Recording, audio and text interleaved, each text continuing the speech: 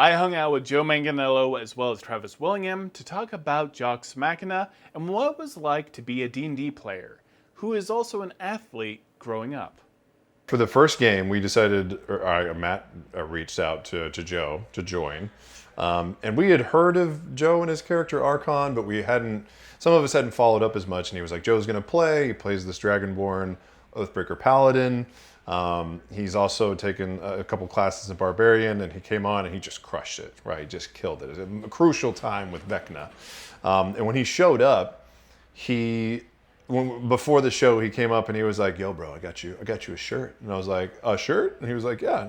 And it said Jocks Machina on it. And I was like, "Oh my God, this is so long overdue." And he's like, "Right, bro, represent like the tanks, right? The big beefy guys. Like, there's room for us in this world too. It doesn't need to just be, people that you think would play Dungeons and Dragons. It's athletes, it's lifters, it's CrossFit people." And I was like, yeah, man, absolutely, 100%. I noticed that anytime Travis would bring up football on Critical Role, all the musical theater kids would tell him to shut up, would shush him.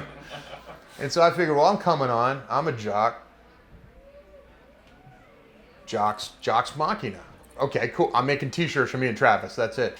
So he was wearing his, and I was like, can I wear mine under my shirt? And when you pop on, we'll like unveil like Double Dragon style.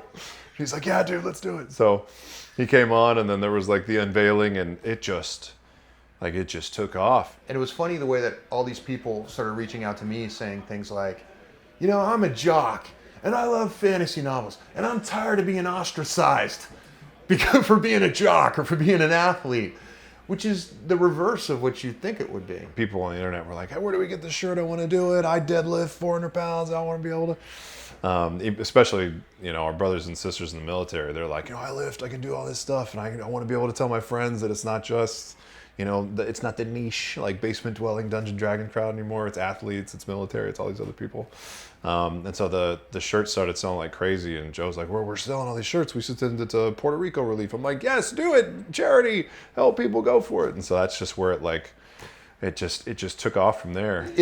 It's strange that somehow me playing with Travis and putting a name to this phenomena, it brought all these people out of the dark saying, well, I'm just like that too, and there's a place for me at the D&D table. It's strange that the jocks somehow felt like they maybe didn't belong at the table. And he actually had the idea right after the Vecna fight, because he was like, oh, that was amazing. He's like, what if it was just all world breakers, right? Just titans, just tanks, an all tanks game, a Jocks Machina game. And I was like, set it up, man. In recruiting for this game, I made sure that I didn't get anybody who didn't know how to play. This is not like, oh, you're big, let's do a little publicity stunt and you can come play. No. Right. I grew up playing, I grew up DMing. Travis obviously is on the biggest D&D show every week. My trainer Ron, who's a CrossFit Masters champion, who is the biggest fantasy novel encyclopedia you've ever met in your life and plays religiously. And then on top of that, Paul White, the Big Show. Big Show grew up playing D&D. So like we're all D&D heads. We did get like a disturbing email from Mike Merles. He was like, you don't have any healer, right? You don't have a cleric. It's just tanks. And we were like, yeah. And he goes, you guys might be in trouble. I was like, Mike, come on, man. We're level 18. We all have over 200 hit points. How are we going to be in trouble? This is going to be a slaughter. And he goes, you might be in trouble. So I was like, Mike, do you have a Tarask coming? Like a astral dreadnought? Like, what's the deal, man? He goes, I'm just saying. It's like, Mike, don't do that to me, man. When we were 10 years old and 11 years old and 12 years old, we're playing barbarians and fighters and warriors, and we weigh 90 pounds soaking wet. Yeah. Well, you're actually going to see barbarians and fighters and warriors played by people who you would cast in the movie. Yeah, right.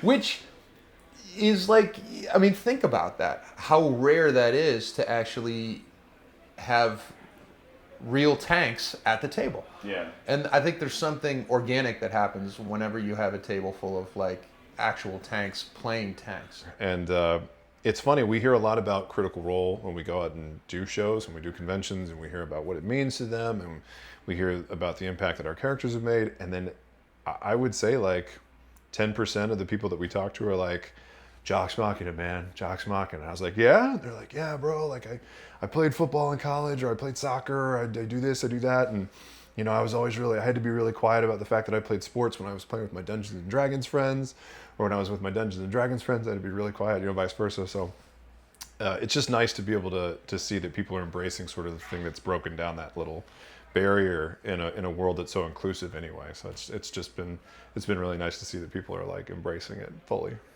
Thank you, Joe and Travis, for being on D&D Beyond. I'm Todd Kenrick, your host. Thank you so much for watching.